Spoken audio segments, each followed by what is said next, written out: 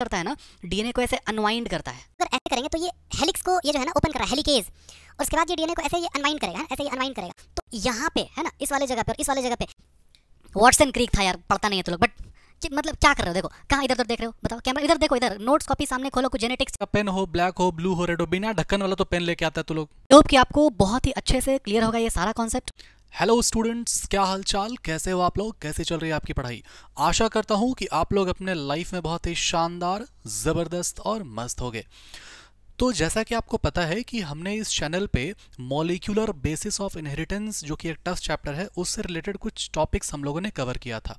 Complete genetic material, nucleic acid, DNA, RNA को हमने 1.5 घंटे में खत्म कर रखा है बहुत ही शानदार तरीके से। आप चाहो तो लिंक आप डिस्क्रिप्शन में आप चेक कर सकते हो। उसके बाद भी कुछ टॉपिक्स आए, जैसे कि आपका डीएनए आरएनए के बीच में डिफरेंस, या फिर पैकेजिंग ऑफ डीएनए कैसे होता है, सभी का लिंक मैं डिस्क्रिप्शन में डाल दे रहा हूँ, आप चेक कर सकते हो। इस वीडियो में हम लोग देखने वाले हैं, उसके आगे बढ़ेंगे, रेप्लिकेशन की तरफ हम लोग मूव करेंगे।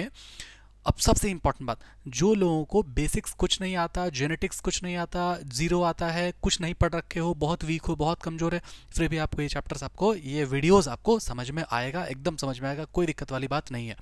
अगर आप अभी क्लास 12th बोर्ड्स में हो तो भी आप इस वीडियो को आप देख सकते हो। अगर आप अभी ड्रॉपर हो, नीट की तैयारी कर रहे हो, सीयूईटी की तैयारी कर रहे हो, फिर भी आप इस वीडियो को देख सकते हो, आपको बहुत काम में आएगा, ठीक लगेगा। मैं आपको एक रफ स्केच यहाँ पे बना के देता हूँ कि डीएनए एप्लीकेशन होता कैसे है, ताकि आपको एक रोड मैप दिमाग में आपको क्लियर हो जाए और ये पूरा वीडियो आप अच्छे से देख पाओ, आपको कुछ दिमाग में, आपको बीच में कुछ क्वेश्चंस आपको ना आए। ठीक है, देखो पॉइंट क्या है ना, कि ये जो हमारे पास में डीएनए होता है, इस डीएनए को रेप्लिकेट करने के लिए डीएनए को खोलना पड़ेगा। ठीक है, तो डीएनए को मान लो खोलना है, तो सपोज कि यहां से हमने डीएनए को खोला, तो ये जो डीएनए जो दिखाई देगा वो कैसा दिखाई देगा, वो कुछ इस तरह का दिखाई देगा। ठीक है, तो डीएनए को खोलना पड़ा, खोलने के लिए एंजाइम देना पड़ा होगा। फिर उसके बाद क्या होगा ना, कि ये आपके बुक में जैसे बना हुआ है, इस तरह का डायग्राम बना हुआ है, इसको हम लोग रेप्लिकेशन फॉर्क कह देते हैं। ये रेप्लिकेशन फॉर्क कैसे बना, ठीक है। फिर एक तरफ जो डीएनए होगा वो कंटिन्यूअसली बन जाता है, एक तरफ जो डीएनए बनता है वो डिसकंटिन्यूअस बनता है। ये डिसकंटिन्यूअस स्ट्रैंड को जोड़ना पड़ेगा, उसके लिए एंजाइम चाहिए, डीएनए लाइगेज, ये सारा बात है ना। यही वाला डीएनए स्ट्रैंड से नया वाला ये डीएनए बन रहा है, तो DNA dependent DNA polymerase enzyme का नाम है। ये सब कुछ मैं आपको बताऊंगा, समझाऊंगा। ठीक है, आई होप कि ये आपको रफ आइडिया क्लियर हुआ होगा कि डीएनए रेप्लिकेशन होता कैसे है एक्चुअली में। ठीक है, यहाँ से ये कैसे गया ये मैं आपको इस वीडियो में समझाऊंगा, एक्सप्लेन करूंगा डिटेल में, एक एक लाइन एनसीईआरटी का हम लोग डिकोड करेंगे, समझ में आएगा। तो ये टॉपिक शुरू होता है भाई रेप्लिकेशन से। रेप्लिकेशन का मतलब क्या होता है? रेप्लिकेशन का मतलब डीएनए से डीएनए बनना, इसको हम लोग क्या बोलते हैं, रेप्लिकेशन बोलते हैं। इसका जो कहानी है वो शुरुआत होता है एक जगह से, जिसको हम लोग बोलते हैं क्या, सेंट्रल डोग्मा। अब ये जो सेंट्रल डोग्मा है ना, इसको हम लोग एक और नाम से बुला सकते हैं, उसको हम लोग कह सकते हैं जीन एक्सप्रेशन। ठीक है, अब ये जो जीन एक्सप्रेशन है उसका मतलब क्या है, जीन क्यों एक्सप्रेस होता है? तो अगर कोई डीएनए है, अब ये जो डीएनए है ना, इसका कोई सेगमेंट हो सकता है क्या बन जाए, एमआरएनए बन जाए, मतलब डीएनए से बन गया एमआरएनए, और फिर ये जो एमआरएनए है उससे ये बन गया क्या, प्रोटीन। अब ये जो प्रोटीन है, हो सकता है ये प्रोटीन कोई हार्मोन की तरह काम करे, कोई एंजाइम की तरह काम करे, और ये किसी टारगेट टिश्यू में, टारगेट सेल में जाकर के कोई पर्टिकुलर फिजियोलॉजिकल रिस्पॉन्स क्रिएट कर दे। ठीक है, फॉर एग्जांपल कोई मेलानिन हार्मोन गया मेलानोसाइट सेल पर, और वो फिर एक्ट करेगा एज अ फिजियोलॉजिकल फंक्शन, कि वो बाल को ब्लैक कर देगा, या फिर वो अपना मेलानिन जो पिगमेंटेशन करेगा।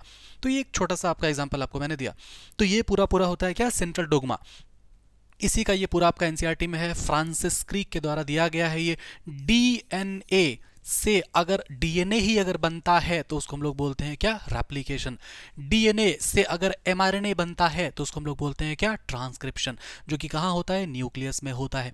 अब ये जो एमआरएनए है अगर ये बन जाएगा प्रोटीन, तो इसको हम लोग क्या बोलेंगे, ट्रांसलेशन बोलेंगे, जो कि कहाँ होता है, साइटोप्लाज्म में होता है।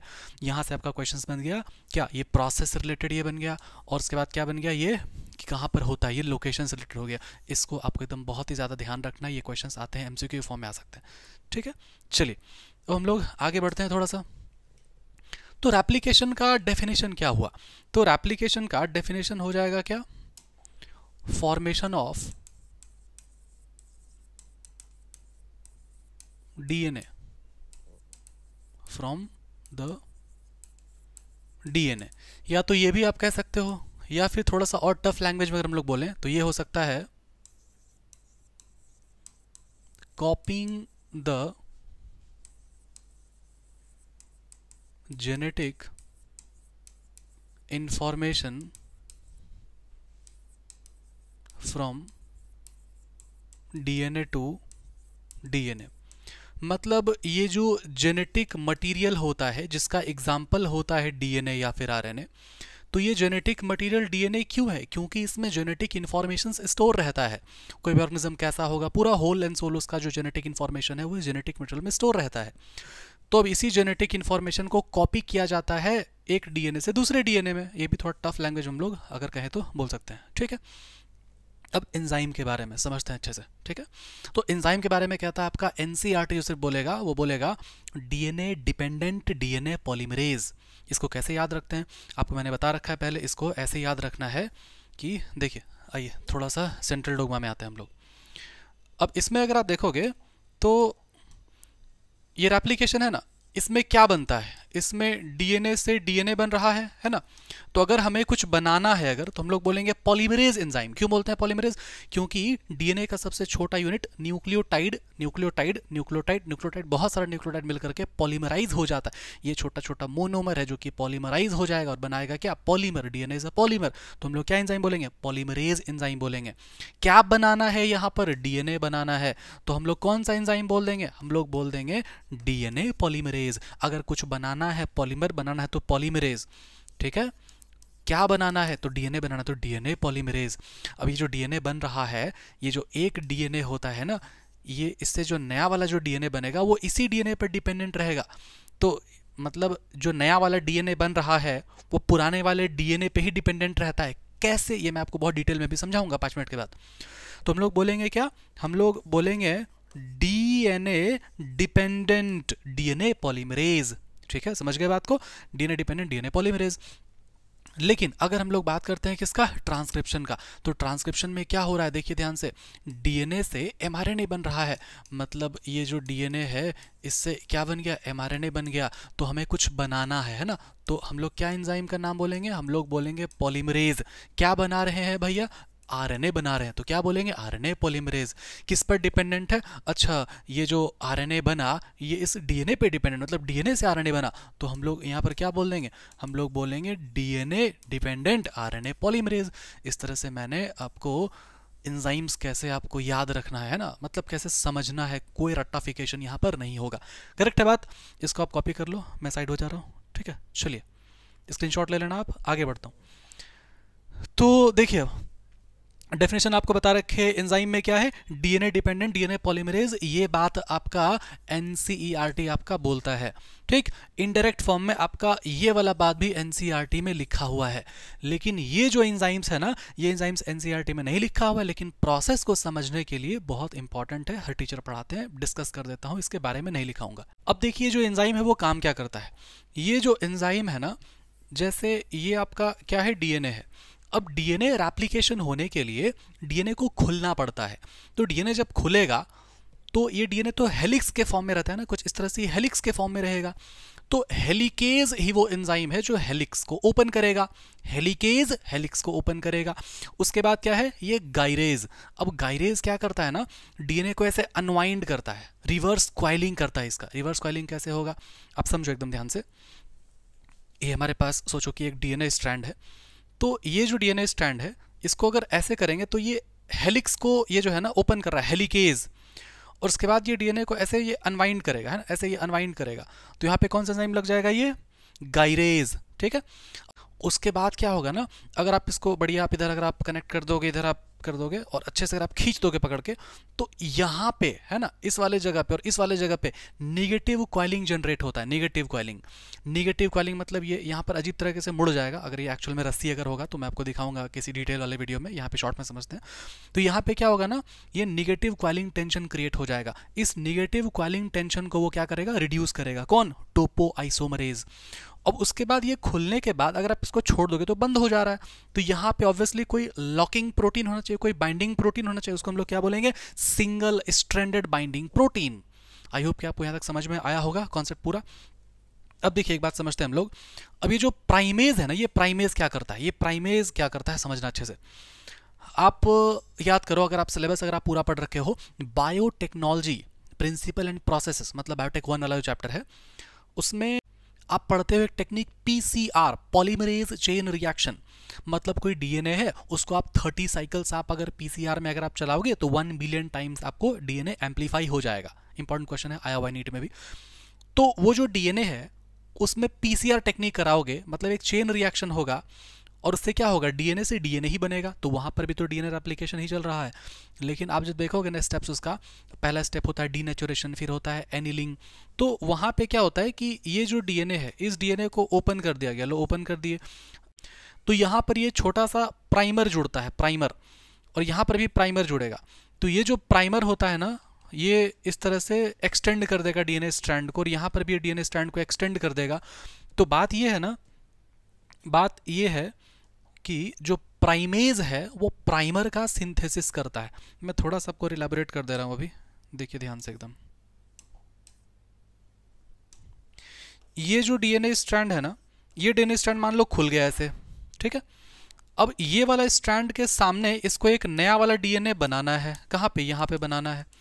तो यहाँ पे इसको एक छोटा सा क्या चाहिए होता है, प्राइमर चाहिए होता है। प्राइमर क्या है, वो छोटा सा वो स्ट्रेच है, वो है ना, वो स्ट्रैंड है वो छोटा सा जेनेटिक मटेरियल का।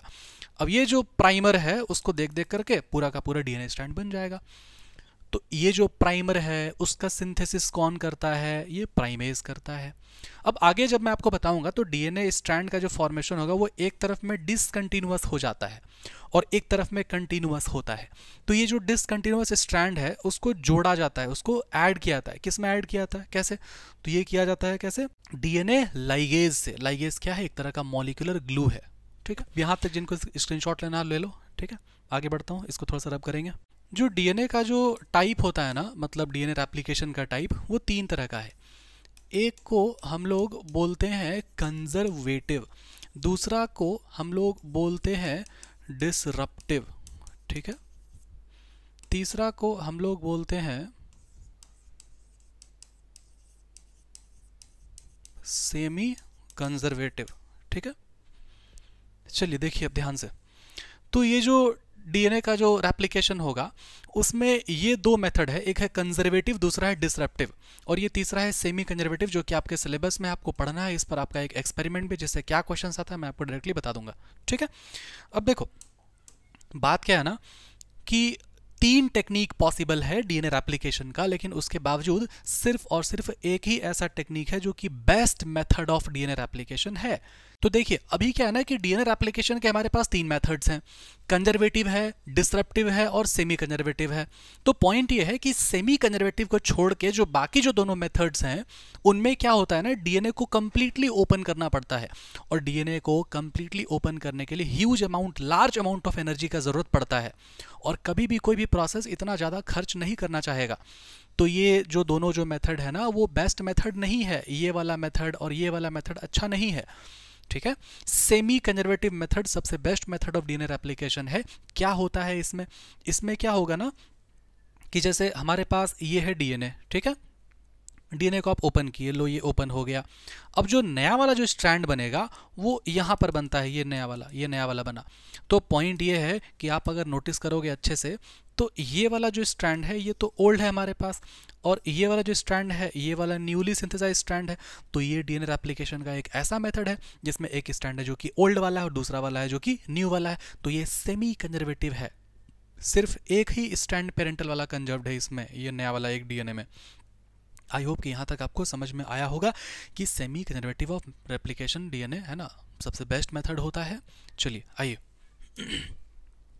विच is the best method of DNA replication and Y.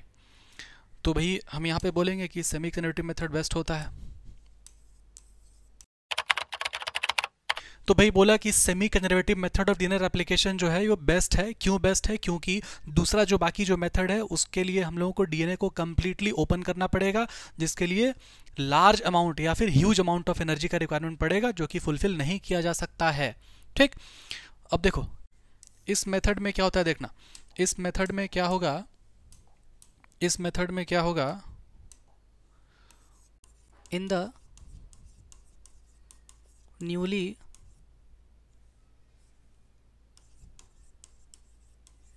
formed DNA one strand is parental old conserved and another is newly synthesised. मतलब ये जो डीएनए है, आप सामने भी देख सकते हो कि ये जो डीएनए स्ट्रैंड है उसमें ये जो रेड वाला है वो नया वाला स्ट्रैंड है ना, और ये वाला जो स्ट्रैंड है वो ओल्ड वाला हो गया और ये वाला न्यू वाला हो गया, है ना। आई होप कि आपको यहाँ तक समझ में आया होगा। ये जो डीएनए रेप्लिकेशन का जो मेथड है सेमी कंजर्वेटिव, ये दिया गया था उसी साइंटिस्ट के द्वारा जो कि डबल हेलिकल मॉडल को प्रपोज करते हैं। आप कमेंट में दे सकते हो जवाब, ठीक है। क्या था साइंटिस्ट का नाम? चलिए आइए, वॉटसन क्रीक था यार, पढ़ता नहीं है तो लोग, बट मतलब क्या कर रहे हो? देखो कहाँ इधर उधर देख रहे हो, बताओ। कैमरा इधर देखो, इधर नोट्स कॉपी सामने खोलो, कुछ जेनेटिक्स चल रहा है भाई, सामने कॉपी उपी खोल, पेन खोल, है ना।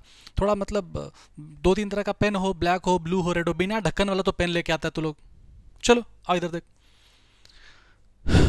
तो ये आपको मैंने समझा रखा अच्छे से, ठीक है।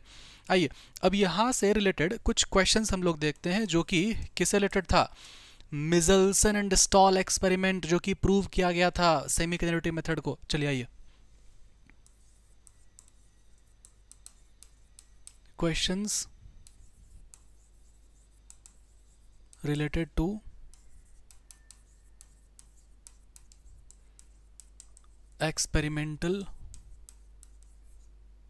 प्रूफ, ठीक है। चलिए आइए, अब पॉइंट क्या है ध्यान से सुनना एकदम।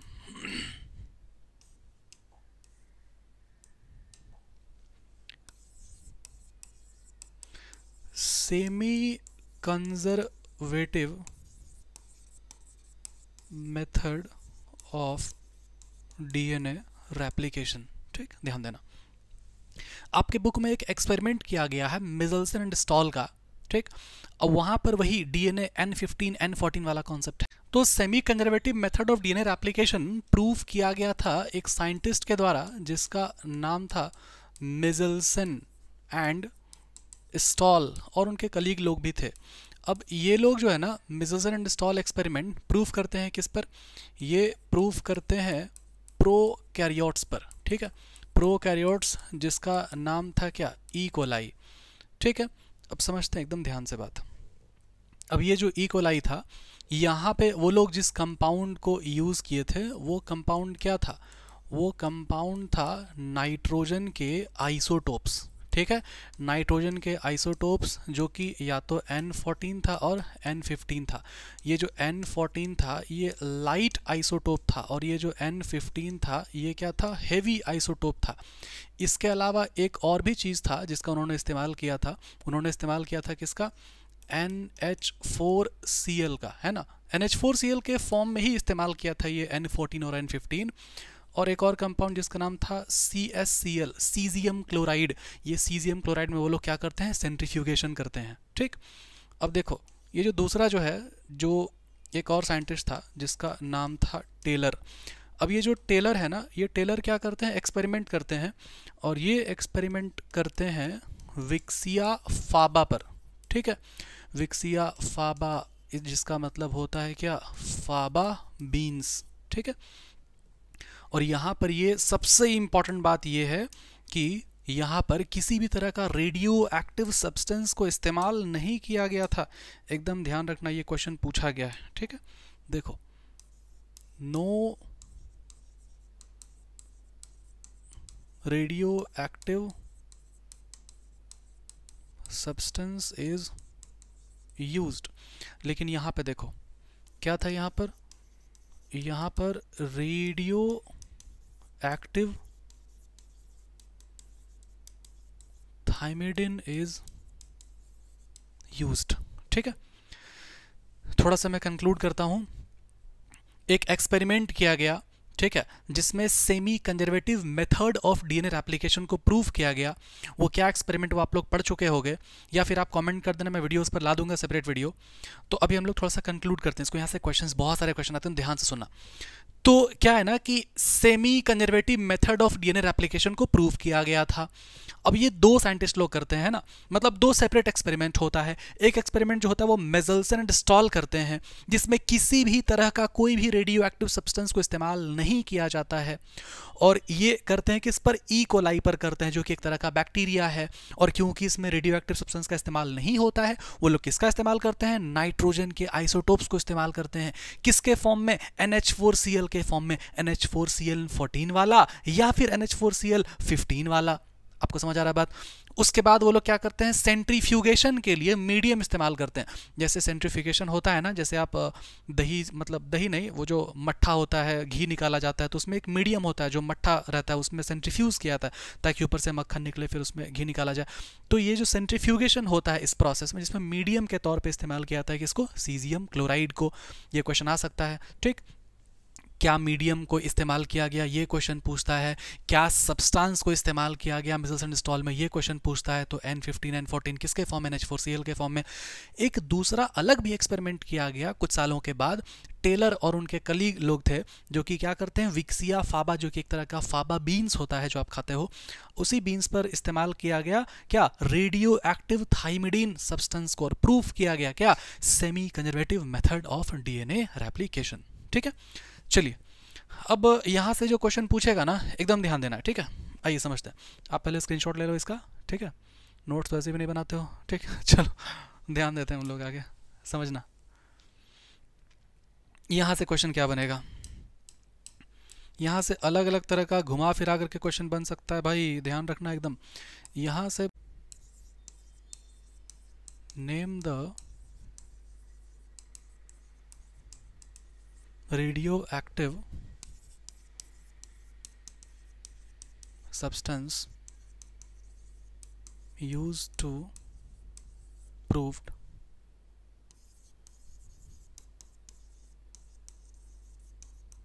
semi-conservative method of DNA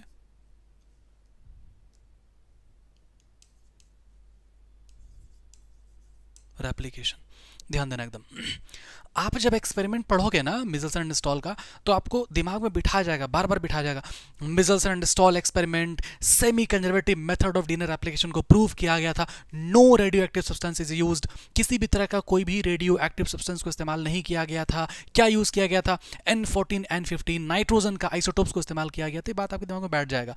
फिर आप जैसे ये क्वेश्चन देखोगे ना, name the radioactive substance used to prove the semi conservative method of DNA replication, तो इसमें लिखा रहेगा N14 लिखा रहेगा ऑप्शन में, फिर लिखा रहेगा N15, फिर लिखा रहेगा C में बोथ, उसके बाद फिर लिखा रहेगा क्या, D में लिखा रहेगा नन। ठीक है, देखो जिसमें कम बुद्धि है ना, वो क्या करेंगे, बोथ में वो टिक लगा देंगे कि हाँ भैया N14 भी था N15 भी था।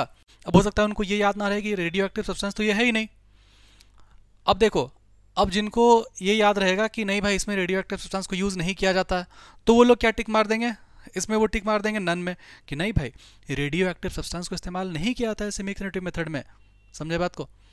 अब देखो ये मतलब अलग अलग तरह का कॉम्बिनेशन बन सकता है। मैं शॉर्ट टाइम में आपको बता रहा हूँ कि किस किस तरह का क्वेश्चन फॉर्म होता है, एक ही मैं आपको ऑप्शन समझा रहा हूँ। देखना, ध्यान सुनना बात को। इस क्वेश्चन का आपको जवाब क्या देना है, देखो ये सबको हटाओ, ये पॉसिबिलिटी है जो कि एग्जामिनर सोचता है। ठीक है, मैं भी बुक लिख रहा हूँ भाई, नीट के पैटर्न पे है वो, तो एक एग्जामिनर कैसे सोचता है, कैसे वो क्वेश्चन बनाता है, मैं आपको समझा सकता हूँ, आगे आपको पता चलेगा बहुत सारी चीज़। चलिए आइए देखिए, तो पॉइंट क्या है कि सेमी कंजर्वेटिव मेथड दो लोग प्रूव किए थे। एक प्रूव किए थे कौन, मिजल्सन एंड स्टॉल, और दूसरा कौन प्रूव किए थे, टेलर। तो मिजल्सन एंड स्टॉल जो है सिर्फ इस्तेमाल करते हैं N14 या फिर N15 को, और मीडियम में वो इस्तेमाल करते हैं CSCl को। इसमें किसी भी तरह का रेडियो एक्टिव सब्सटेंस नहीं था, no radioactive substance is used. ठीक है, लेकिन अगर बात किया जाएगा टेलर का, तो इसमें वो इस्तेमाल करते हैं क्या, रेडियो एक्टिव थाइमिडीन का, है ना, वो इस्तेमाल करते हैं। तो अगर यहां पर पूछेगा कि बताओ सेमी कंजर्वेटिव मेथड जिसमें रेडियो एक्टिव सब्सटेंस यूज हुआ था, तो हाँ भाई उसका जो आंसर है वो क्या होगा, उसका आंसर होगा रेडियो एक्टिव थाइमिडीन। ठीक है, इसका आंसर हो जाएगा रेडियो एक्टिव थाइमिडीन को इस्तेमाल किया था उन्होंने। ठीक है ना। अब देखिए, अब इससे मिलता जुलता एक और क्वेश्चन देखिए एकदम ध्यान से, स्क्रीनशॉट ले लो भैया, है ना, स्क्रीनशॉट ले लीजिए। चलिए आगे बढ़े हम लोग, वेरी गुड, ओके आगे बढ़ते हैं। दूसरा क्वेश्चन ये पूछ सकता है, दूसरा क्वेश्चन ये पूछ सकता है, which radioactive substance is used in Michelson and Stahl experiment, है ना। तो radioactive substance, Meselson and Stahl नाम ले लिया, अगर ये नाम ले लिया तो इसमें क्या इस्तेमाल किया जाता है, no radioactive substance is used, समझ में आया बात। अगर वो मिचेल्सन एंड स्टॉल का अगर नाम लेके पूछेगा बताओ रेडियो एक्टिव सब्सटेंस, तो बोलना नहीं भैया नहीं इस्तेमाल किया गया था किसी भी तरह का रेडियो एक्टिव सब्सटेंस। लेकिन अगर वो बोलेगा सेमी कंजर्वेटिव मेथड में बताओ कौन सा रेडियो एक्टिव सब्सटेंस को इस्तेमाल किया गया, तो आप बोलोगे हाँ रेडियो एक्टिव थाइमिडीन को इस्तेमाल किया गया था। ठीक है, चलिए आइए। तो अब तक मैंने आपको क्या क्या समझाया, चलिए ध्यान से सुनते हैं। अब तक आपको मैंने ये बताया कि डीएनए रेप्लिकेशन का मतलब डीएनए से डीएनए बनना, क्या इसमें एंजाइम इस्तेमाल होता है, डीएनए डिपेंडेंट डीएनए पॉलीमरेज, ठीक है। और क्या मैंने आपको बताया, इसमें कुछ और भी बहुत सारे एंजाइम थे, हेलिकेज, गायरेज, टोपोआइसोमरेज, एसएसबीपी, लेकिन आपको क्या इस्तेमाल में रखना है हमेशा, डीएनए डिपेंडेंट डीएनए पॉलीमरेज और लाइगेज, ये आपको ध्यान रखना है। उसके बाद हमने क्या बताया, आपको टाइप बताया, डीएनए रेप्लिकेशन का टाइप क्या क्या होता है, कंजर्वेटिव होता है, डिसरप्टिव होता है, सेमी कंजर्वेटिव होता है। आपको ध्यान में रखना है क्या, semi conservative method of DNA replication, ठीक। सेमी कंजर्वेटिव मेथड का मतलब क्या होता है, इसका मतलब होता है कि डीएनए रेप्लिकेशन में जो नया वाला जो डीएनए बना है उस नए वाले डीएनए में एक स्टैंड ओल्ड है मतलब पेरेंटल वाला है और एक स्टैंड क्या है, न्यू वाला है। सेमी कंजर्वेटिव डीएनए रेप्लिकेशन जिसको प्रूव किया था कौन, प्रूव किया गया था मिचेल्सन एंड स्टॉल एक्सपेरिमेंट के द्वारा ई कोलाई बैक्टीरिया में, जिसमें उन्होंने क्या इस्तेमाल किया, नाइट्रोजन के आइसोटोप्स N14 और N15 को, मीडियम क्या था, सीजियम क्लोराइड मीडियम था बस। एक और एक्सपेरिमेंट किया गया टेलर के द्वारा, जो कि क्या चीज़ पे बेसिस था, वही था वो semi conservative method of DNA replication को प्रूव करने के लिए था, लेकिन उसमें क्या अलग था, उसमें उन्होंने रेडियो एक्टिव थाइमिडीन वाले सब्सटेंस को इस्तेमाल किया था। ठीक है, चलिए ओके, तो हम लोग समझते हैं प्रोसेस ऑफ रेप्लिकेशन, एकदम ध्यान देना है, ठीक। तो पॉइंट क्या है ना कि ये जो डीएनए है, ये डीएनए किसी एक पॉइंट से खुलता है, ठीक है। ये मान लो कि यहाँ से खुल गया, ठीक, किसी एक पॉइंट से ये खुलेगा। इस एक पॉइंट को हम लोग बोलते हैं क्या, ORI। ORI का मतलब क्या होता है, इसका मतलब होता है ओरिजिन ऑफ रेप्लिकेशन। अब आप बोलोगे सर आपको कैसे पता कि डीएनए वहीं से खुलेगा, यह कैसे पता होगा कि डीएनए कहाँ से खुलेगा, ध्यान देते हैं, ठीक। आइए थोड़ा सा इसको हम लोग जूम करके देखते हैं कि यहाँ पे क्या है। अगर आप इसको जूम करके देखोगे अच्छे से तो आपको पता चलेगा कि भाई यहाँ पर क्या होता है, नाइट्रोजनस बेसिस होता है ना, नाइट्रोजनस बेसिस होता है, ठीक। नाइट्रोजनस बेसिस कौन कौन सा होता है, तो हो सकता है कि एडेनिन के साथ थाइमीन हो, या हो सकता है साइटोसिन गुआनिन जुड़ा हो ट्रिपल बॉन्ड से और डबल बॉन्ड से। तो अगर मान लो, एकदम ध्यान से सुनना बात को, ठीक है, कोई वैसा वाला जगह जहां पर आप सोचो ऐसे कि कौन सा वाला बॉन्ड को तोड़ना आसान है, ब्रेक करना आसान है, भैया डबल वाले बॉन्ड को ब्रेक करना आसान है, इसको थोड़ा सा टफ है। तो पूरा का पूरा जो डीएनए है ना, सिर्फ उसी वाले पॉइंट से खुलेगा जहां पर एडेनिन और थाइमीन ज्यादा क्वांटिटी में पाया जाएगा। समझ में आ रहा है आपको बात मेरा, ठीक है। तो जो डीएनए रेप्लिकेशन है वो मतलब कैसे होगा, किसी एक पॉइंट से खुल के होगा, जिस पॉइंट से वो खुलेगा उसको हम लोग बोलते हैं ORI मतलब ओरिजिन ऑफ रेप्लिकेशन। और ये ORI वहीं पर होता होगा जहां पर एडेनिन और थाइमीन रिच वाला नाइट्रोजनस बेसिस ज़्यादा पाया जाता होगा, ठीक है। अब इस जगह से ये खुल जाएगा, जब ये खुलेगा तो ये कैसा दिखाई देगा भाई, चलिए आइए हम लोग देखते हैं कि ये कैसा दिखाई देगा। ये जब खुलेगा तो ये कुछ ऐसा दिखेगा,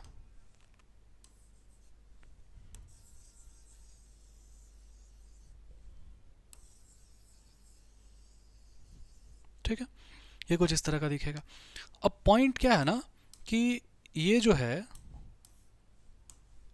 हाफ ऑफ द स्ट्रैंड, मतलब अच्छा मैं आपको बता रहा हूं, ये जो खुल के जो बना ना, इस पूरे को हम लोग बोलते हैं क्या, इस पूरे को हम लोग बोलते हैं रैप्लिकॉन, ठीक, इसको हम लोग रेप्लिकॉन बोलते हैं। हाँ, ये वाला शब्द एनसीईआरटी में नहीं है, लेकिन समझना जरूरी है, ध्यान से सुनो, सब्र से सुनो। कुछ चैप्टर वैसे होते हैं आपके बायोलॉजी में जिनमें 1 से 2%, 3% एनसीईआरटी के बाहर जाना ही पड़ता है, ताकि वो एनसीईआरटी का कंटेंट आपको मैं समझा सकूं, और नहीं तो बैठ करके रट्टा मारो, यही सब कर रहे हो दिन भर, समझ में तो आ नहीं रहा जेनेटिक्स। ध्यान दे इधर, चल देख, ये जो डीएनए पूरा है, जहां पर ये खुला, उस जगह को हम लोग क्या बोलते हैं? रेप्लिकॉन बोलते हैं। मतलब इस रेप्लिकॉन में डीएनए रेप्लिकेशन होगा। ओके, हाँ होगा, लेकिन ये हाफ होता है, मतलब आधा इस तरफ अलग चलेगा और आधा इस तरफ अलग चलेगा।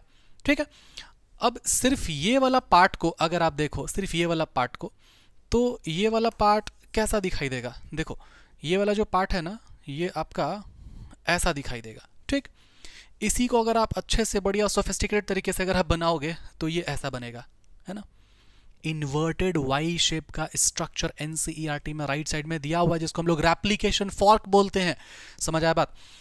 तो यहां से आप समझो कि प्रोसेस ऑफ रेप्लिकेशन के टाइम में क्या होगा कि डीएनए का जो स्ट्रैंड है वो किसी एक पॉइंट से खुलेगा, और जिस पॉइंट से वो खुलेगा वहीं पर से रेप्लिकेशन शुरू होगा। उस पॉइंट को हम लोग ओरिजिन ऑफ रेप्लिकेशन बोलते हैं।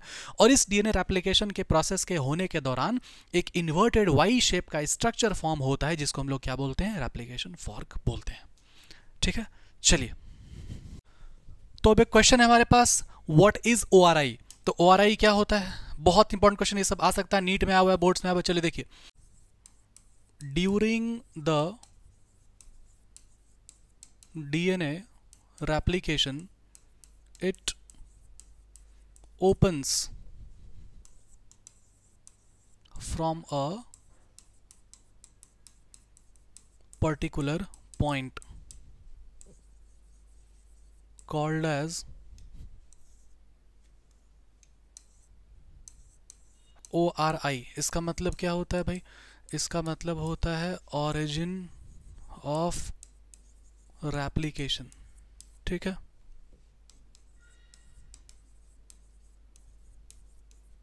from where DNA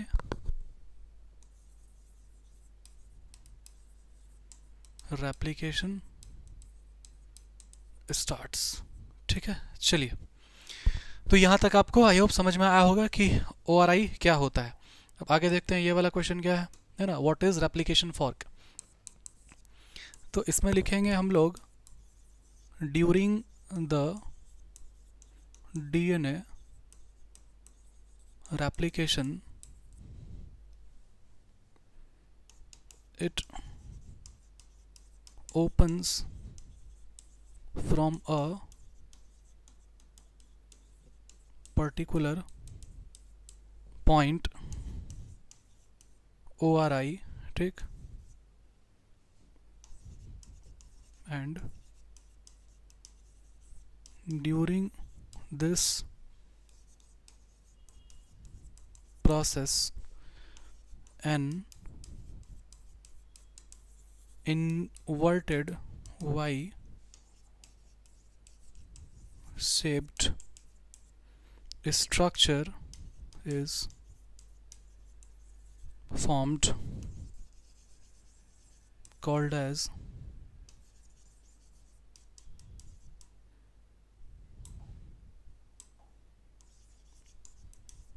replication fork, जो कि आप अगर बनाओगे तो ऐसा बना देना। ठीक है, इसी को हम लोग बोलते हैं क्या? Replication fork.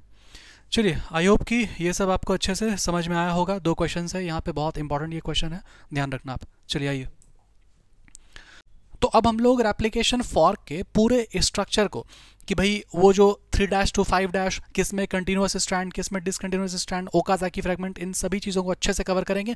उसके लिए कुछ बात को समझना ज़रूरी है। देखो, आओ, आप समझे हो ये बात कि ये जो डीएनए स्ट्रैंड है, इसमें एक तरफ होता है 5', उसके अपोजिट में होता है 3'। अब यहाँ अगर 3' है तो यहाँ पर हो जाएगा 5', और यहाँ अगर 5' तो यहाँ पर हो जाएगा 3'। ये एंटी पैरेलल स्ट्रैंड होता है, पोलैरिटी इस तरह से है। ये बात में कोई दिक्कत है तो बताओ, यहाँ तक समझ में आ रहा है आपको? ये आपको आना चाहिए। ठीक है, मतलब 5' के सामने में 3', 3' के अपोजिट में क्या हो जाएगा? 5' हो जाएगा, और ये 5' के अपोजिट में क्या हो जाएगा? 3' हो जाएगा। ठीक है, चलिए, अब ये कैसे हुआ, क्या हुआ, डिटेल वाले लेक्चर में देखना।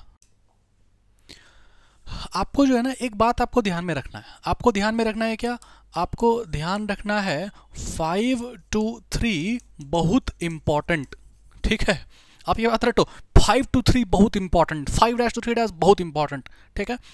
आपको ये बात आपको समझ में आ जाएगा कि भाई ये जो रेप्लिकेशन हो गया है ना, उसके बाद आपका ट्रांसक्रिप्शन हो गया, उसके बाद आपका कैपिंग टेलिंग हो गया, ये सभी चीज़ों पर है ना, उसके बाद आपका जो ट्रांसलेशन हो गया, इन सभी चीज़ों पर मैं इस शब्द को रिलेट करूंगा 5 to 3 बहुत इंपॉर्टेंट, 5 to 3 बहुत इंपॉर्टेंट।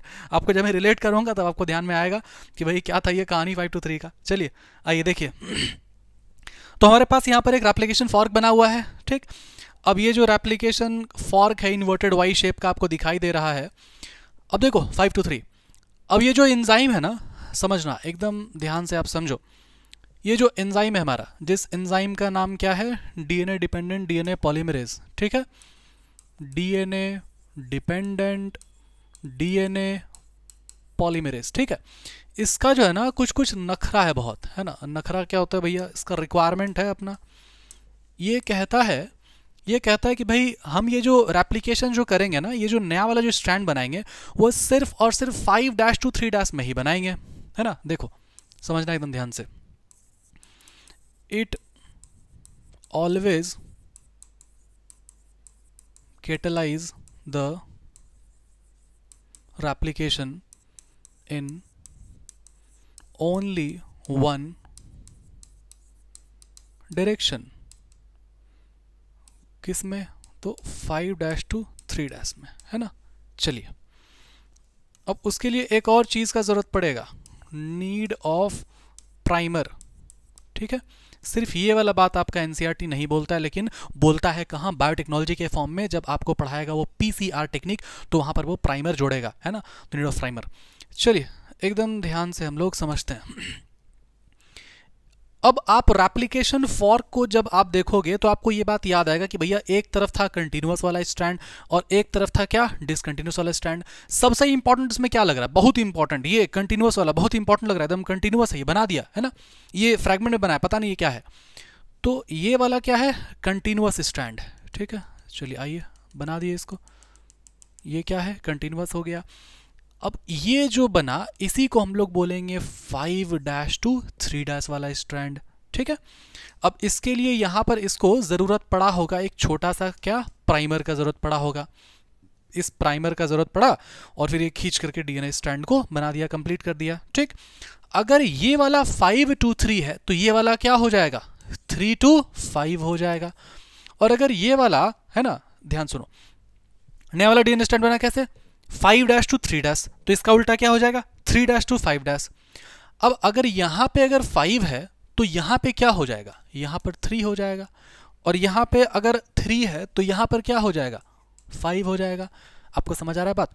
ये जो स्ट्रैंड है ना बना हुआ, ये जो स्ट्रैंड है बना हुआ, इसको हम लोग बोलते हैं टेम्पलेट स्ट्रैंड।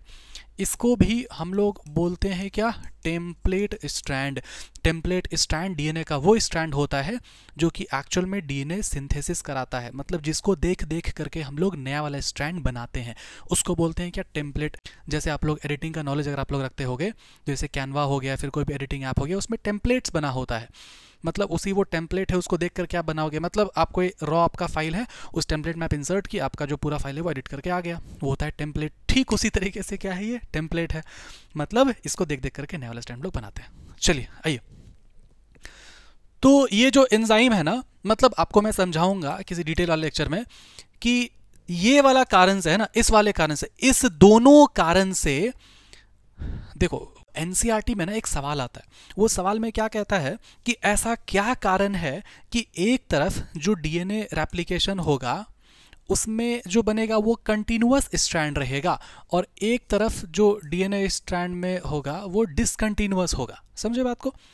तो ये वाला जो स्ट्रैंड है आपका, ये वाला क्या है, ये वाला है कंटिन्यूअस, ठीक। इसी कंटिन्यूअस स्ट्रैंड को हम लोग बोलते हैं क्या, हम लोग बोलेंगे लीडिंग स्ट्रैंड।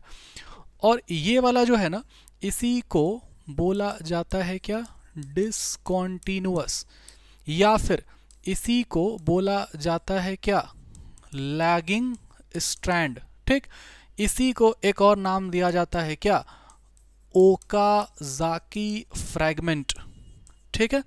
इन सभी से ये क्वेश्चन आता है, ओकाज़ाकी फ्रैगमेंट का बताओ, है ना। चलिए ध्यान देना, आप एकदम ध्यान सुनना बात को।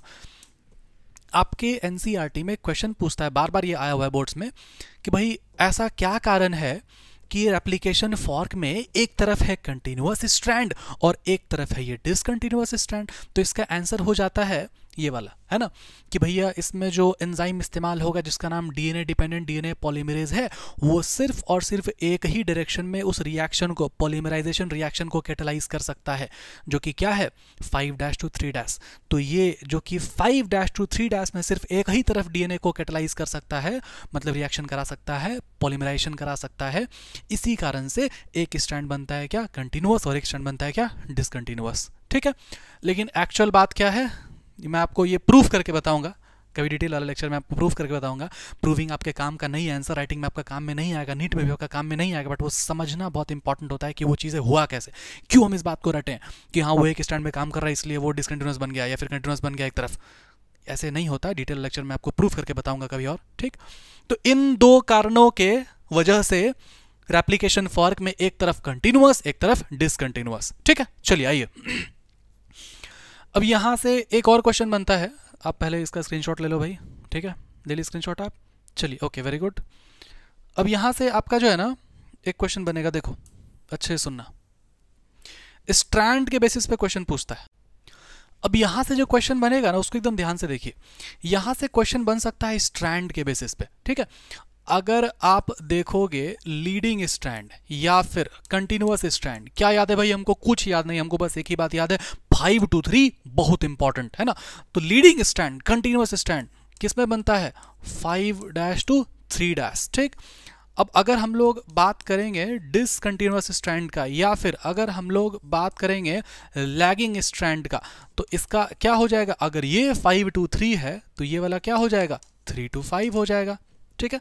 चलिए ओके, अब अगर पूछा कि आप बताओ सोर्स स्ट्रैंड का नाम, ठीक है, सोर्स स्ट्रैंड नाम नहीं, सोर्स स्ट्रैंड का पोलैरिटी या फिर वो डायरेक्शन 5 to 3 उसको पोलैरिटी बोलते हैं।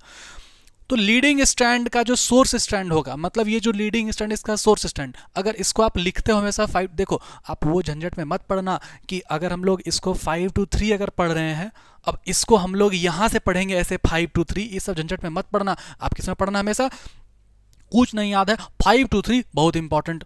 5 to 3 मतलब लीडिंग स्टैंड बनता है 5 to 3, लीडिंग स्टैंड अगर 5 to 3 है तो उसका सोर्स टेम्पलेट क्या हो जाएगा 3 to 5 हो जाएगा।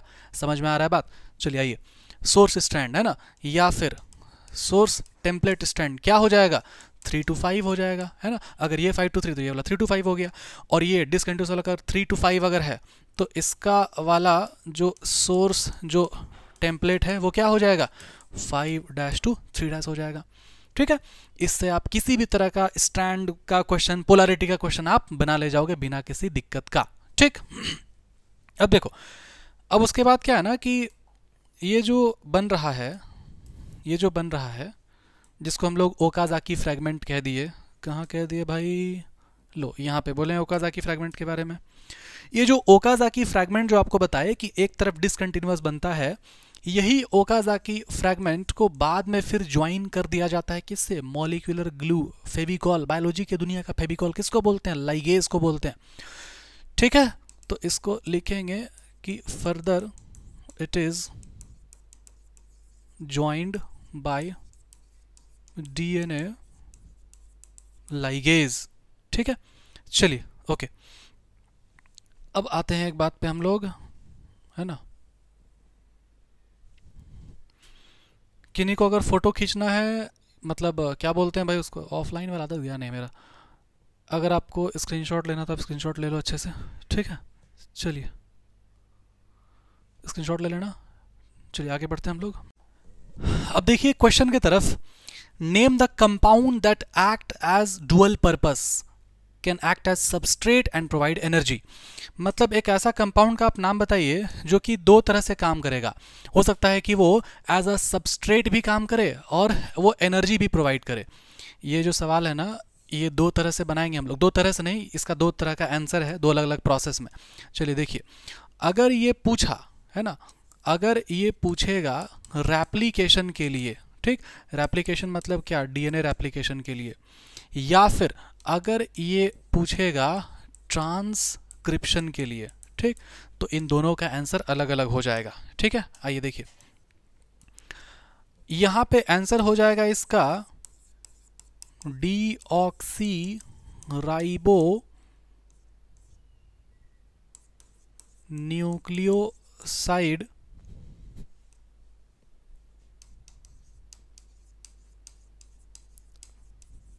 ट्राइफॉस्फेट। ठीक है, और इसका आंसर हो जाएगा राइबो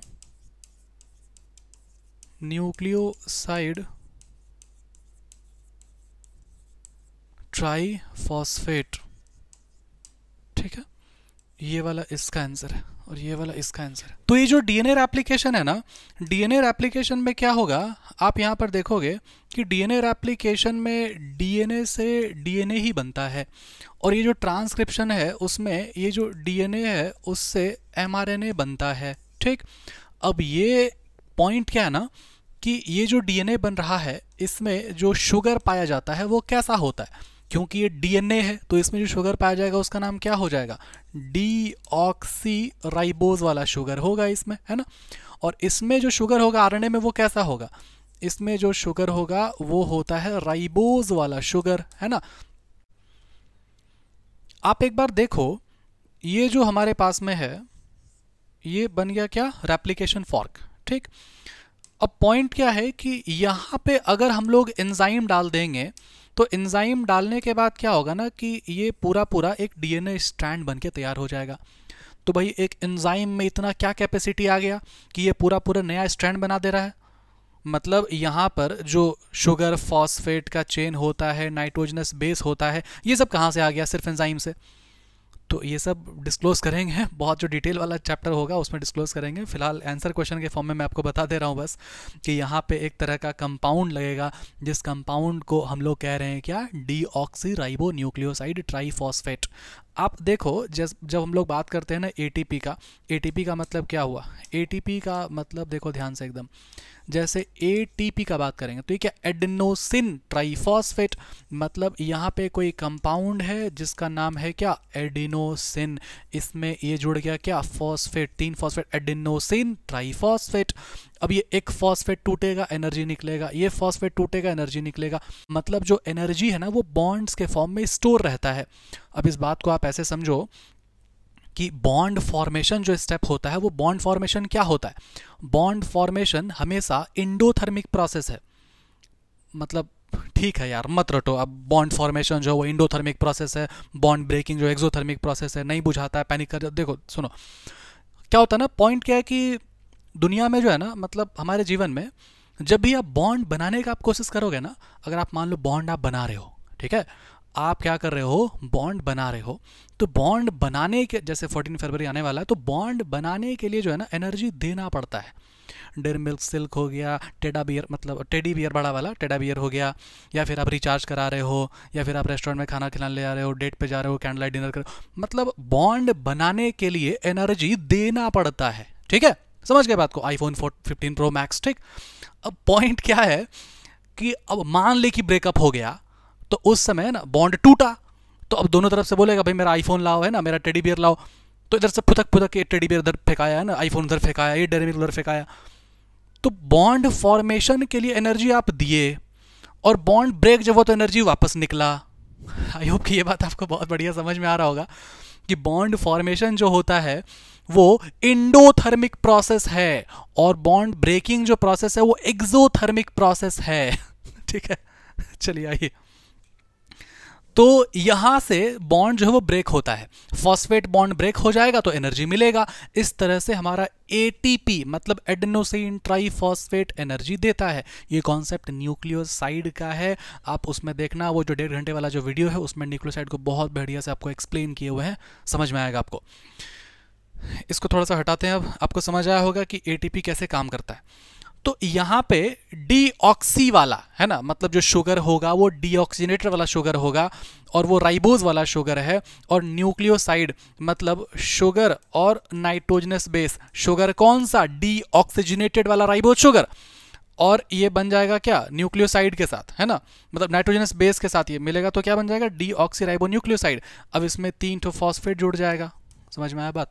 तो भी ये काम कैसे करेगा, एक्ट एज अ सबस्ट्रेट, और वो एनर्जी की तरह भी वो काम करेगा।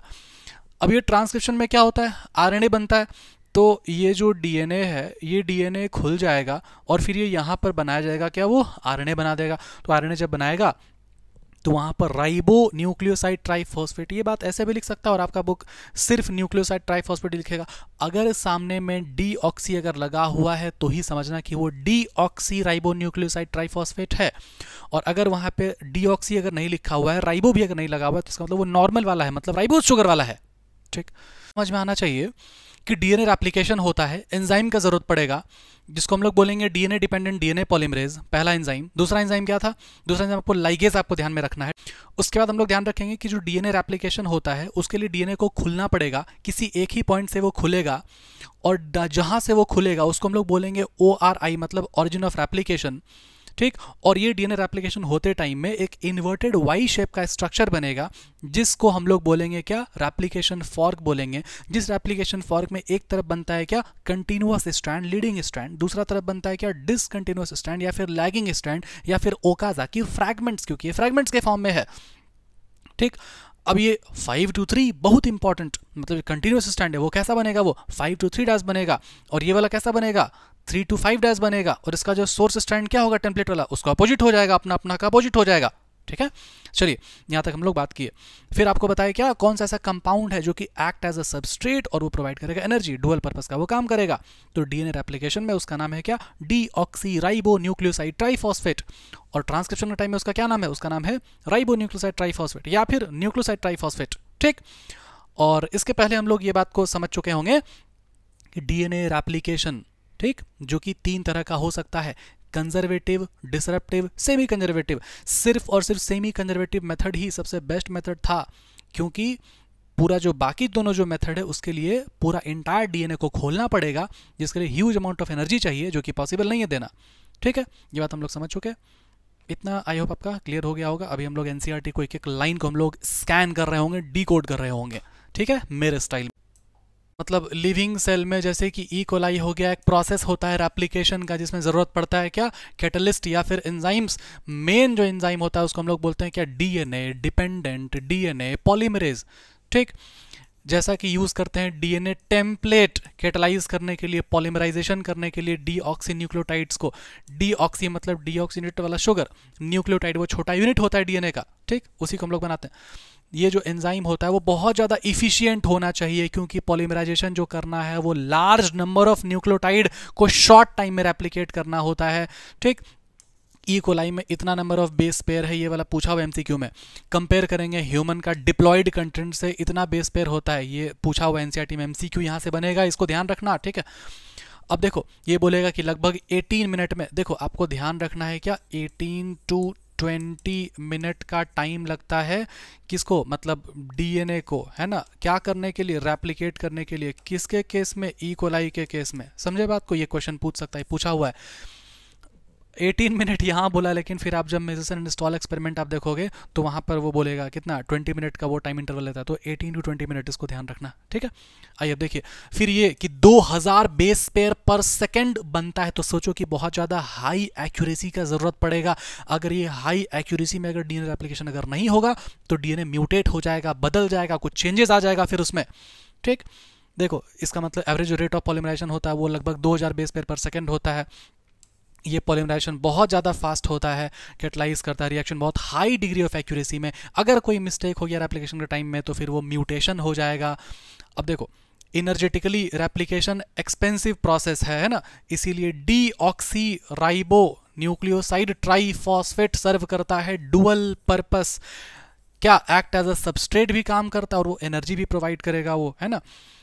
कैसे, अब देखो ध्यान सुनना, फॉर द पॉलीमराइजेशन रिएक्शन। ठीक, देखो 2 टर्मिनल फॉस्फेट जो होता है डीऑक्सी न्यूक्लियोसाइड ट्राइफॉस्फेट का, जो कि एक हाई एनर्जी फॉस्फेट बॉन्ड है, ठीक वैसे ही एटीपी के टाइम में, मतलब एटीपी ये एडेनोसिन और ये ट्राइफॉस्फेट, ये फॉस्फेट टूटा एनर्जी दिया, फॉस्फेट टूटा एनर्जी दिया। समझ में आया बात को? चलिए इधर देखिए, in addition to the DNA dependent DNA polymerase, मतलब हाँ, मतलब डीएनए डिपेंडेंट डीएनए पॉलीमरेज के अलावा भी कुछ और भी एडिशनल एंजाइम का जरूरत पड़ता है, जो ये नहीं बताएगा, है ना, to complete the process of application with high degree of accuracy long DNA molecule, since two strand of DNA can not be separated in its entire length. ठीक है, इंटायर लेंथ को हम लोग सेपरेट नहीं कर पाएंगे डीएनए का, क्योंकि वहां पे क्या होगा, बहुत हाई अमाउंट ऑफ एनर्जी का जरूरत पड़ेगा। The replication occur with in a small opening, replication होता है स्मॉल ओपनिंग में डीएनए में, हेलिक्स में, जिसको हम लोग क्या बोलते हैं, रेप्लिकेशन फॉर्क बोलते हैं। कैसे बोलते हैं, कैसे इसको डिकोड किए, प्रॉपर डिटेल मैंने आपको भी समझा दिया था। चलिए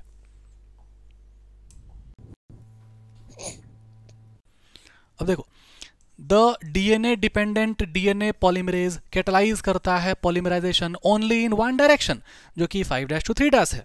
this creates some additional complication at the replication fork. Consequently on one strand the template with polarity 3 to 5 the replication is continuous. ठीक है, ध्यान देना, इस लाइन को ध्यान देना। यहां पर बताया कि ये जो है ना रेप्लिकेशन फॉर्क, जिसका पोलैरिटी क्या है, जिसका पोलैरिटी है आपका 3 to 5। अब ये पोलैरिटी है यहाँ पर 3 to 5। अब ये जो टेम्पलेट है जिसका पोलैरिटी 3 to 5 है, इसमें जो स्ट्रैंड बनेगा वो स्ट्रैंड क्या बनेगा, कंटिन्यूअस बनेगा, है ना। भाई ये सब कहाँ मेरे को याद रहता है, मेरे को कुछ नहीं याद है, हमको सिर्फ क्या याद है, 5 to 3 बहुत इंपॉर्टेंट। मतलब 5 to 3 वाले में होता है क्या, कंटिन्यूअस होता है, और बगल में जो है वो क्या होता है, डिसकंटिन्यूअस होता है। 5 to 3 में अगर कंटिन्यूअस होता है तो उसका टेम्पलेट का पोलैरिटी क्या हो जाएगा, 3 to 5 हो जाएगा।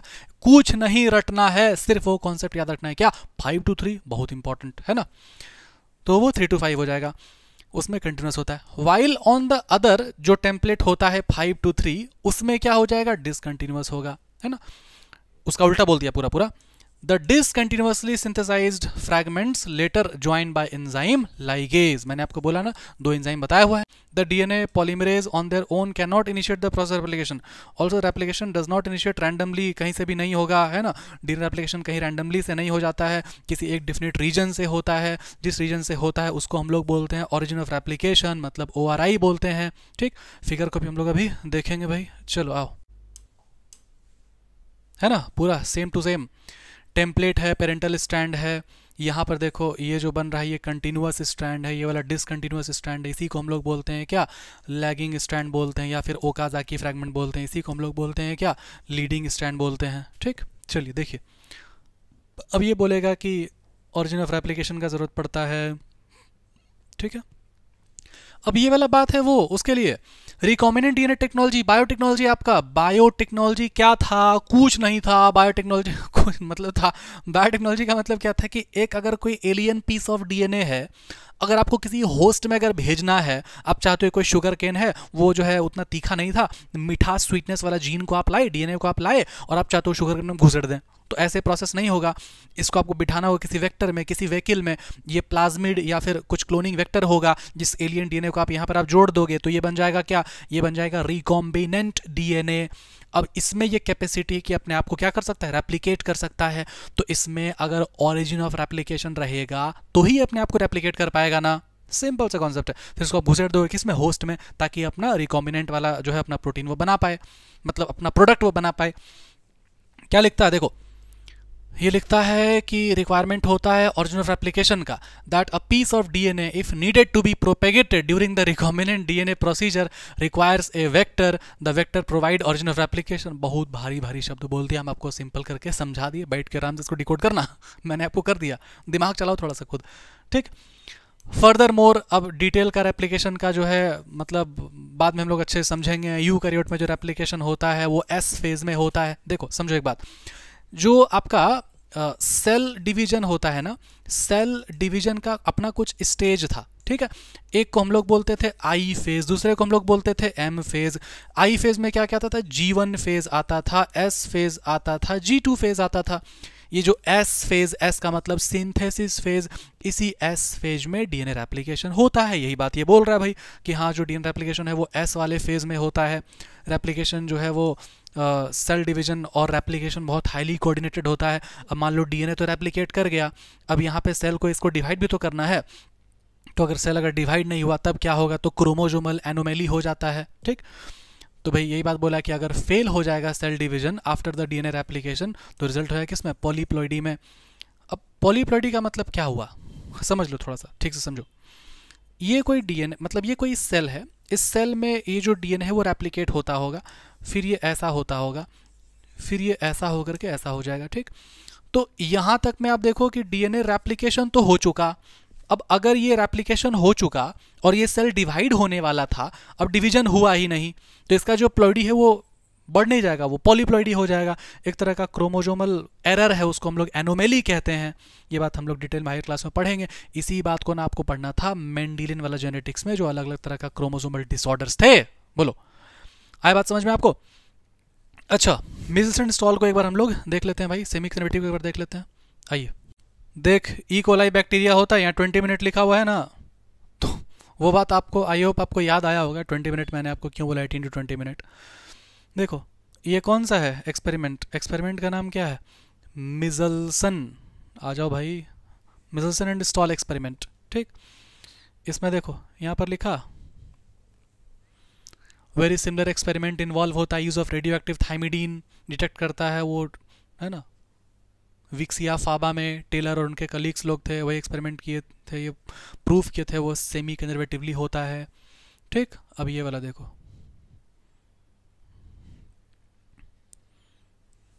देखो है इसमें यहाँ पर CHCl का जिक्र है, NH4Cl है 15 वाला, है ना, N15 हुआ, N14 हुआ, ये सब का जिक्र है पूरा।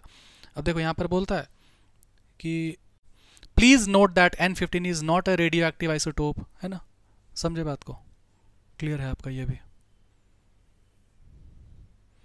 देखो यहाँ पे आपको मिल जाएगा वॉटसन और creek model semi conservatively DNA replication, replication का ये पूरा बात।